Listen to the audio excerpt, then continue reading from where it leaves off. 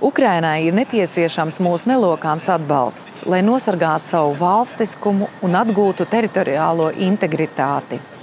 Mēs katrs turpināsim nenogurstoši sniegt Ukrainai visu nepieciešamo palīdzību. Taču šis nav stāsts tikai par vienas tautas varonīgo cīņu, par savu identitāti un tiesībām pastāvēt. Krievijas agresija šodien ir metusi izaicinājumu starptautisko attiecību sistēmai, kuras pamatā ir apvienoto nāciju organizācija un cieņa pret starptautiskajām tiesībām un līgumiem.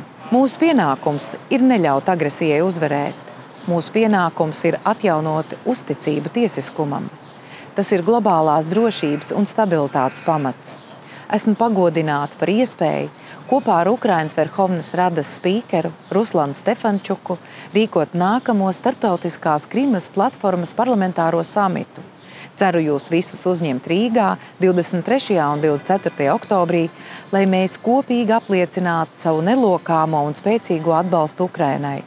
Turpināsim izgaismot Krievijas agresijas globālo ietekmi, stiprinot starptautiskajās tiesībās balstīto kārtību.